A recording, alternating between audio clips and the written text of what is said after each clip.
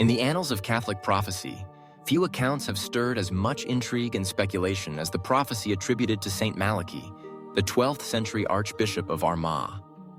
Known as the Prophecy of the Popes, this mysterious document has captivated believers, scholars, and skeptics alike for centuries.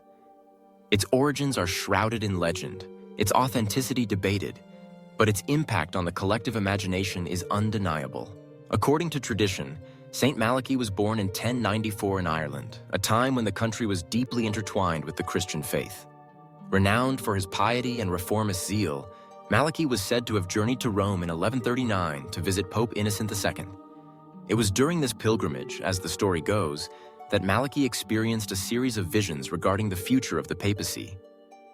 He reportedly saw a long line of popes, each accompanied by a cryptic Latin phrase describing their reign or character.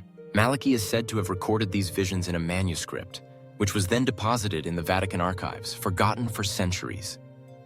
The prophecy resurfaced in 1595 when it was published by Benedictine monk Arnold de Wyon in his book Lignum Vitae. By then, over 4 centuries had passed since Malachy's alleged vision, and the Church had witnessed profound changes and upheavals. The prophecy of the popes lists 112 short, enigmatic mottos, each corresponding to a pope, beginning with Celestine II in 1143. Each phrase is a puzzle, sometimes referencing the pope's birthplace, coat of arms, or a significant event during his pontificate. For example, the phrase ex castro Tiberis, meaning from the castle of the Tiber, is said to refer to Celestine II, whose family hailed from near the Tiber River. As history unfolded, many have tried to match these mottos with the actual lives and deeds of the popes. Some connections seem uncanny, others forced or coincidental. For instance, De Medietate Lunae, of the half of the moon, was attributed to Pope John Paul I, who reigned for only 33 days, roughly the duration of a moon cycle. Such associations have fueled speculation about the prophecy's accuracy and the possibility of divine inspiration. Yet skepticism abounds.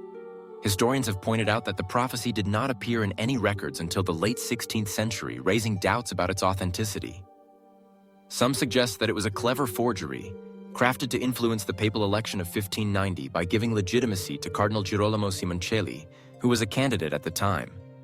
The mottos describing popes before 1590 tend to be more specific and accurate, while those for later popes grow increasingly vague and ambiguous. Despite these doubts, the prophecy of Saint Malachy has continued to fascinate. The final motto on the list, Petrus Romanus, or Peter the Roman, is particularly ominous. It purportedly describes the last pope, who, according to the text, will feed his flock amid many tribulations, after which the city of 7 hills will be destroyed, and the dreadful judge will judge his people. Many interpret this as a reference to the end times and the second coming of Christ. Throughout the centuries, each new papal election has sparked renewed interest in Malachy's prophecy. As the Church approached the end of the list, speculation intensified. When Pope Benedict XVI resigned in 2013, many wondered if his successor, Pope Francis, would be the Peter the Roman foretold by Malachy.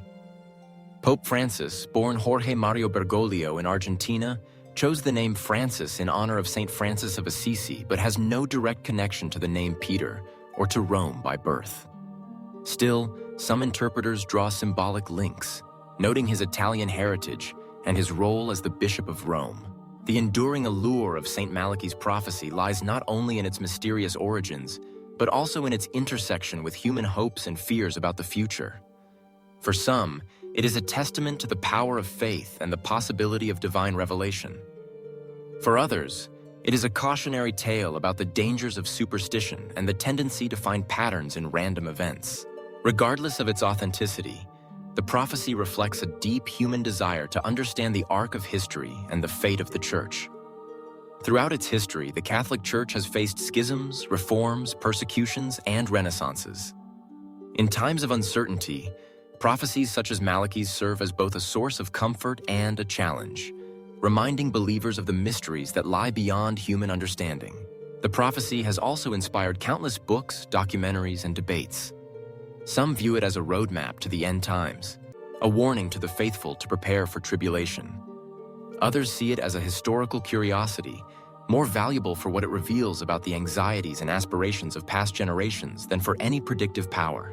In examining the legacy of the prophecy of the popes, it is important to remember the context of its creation and the evolution of its interpretation. Whether forged or inspired, the prophecy has become a part of the rich tapestry of Catholic tradition, woven into the stories and symbols that shape the faith of millions. Saint Malachy himself was canonized for his deeds and devotion, not for his prophetic writings. His true legacy lies in his commitment to reform and renewal within the Irish Church, his compassion for the poor, and his dedication to spiritual growth. The prophecy that bears his name, whether authentic or apocryphal, endures as a testament to the enduring power of mystery and the human quest for meaning. As the world continues to change and new challenges arise, the prophecy of Saint Malachy reminds us of the interplay between faith and history, between hope and uncertainty.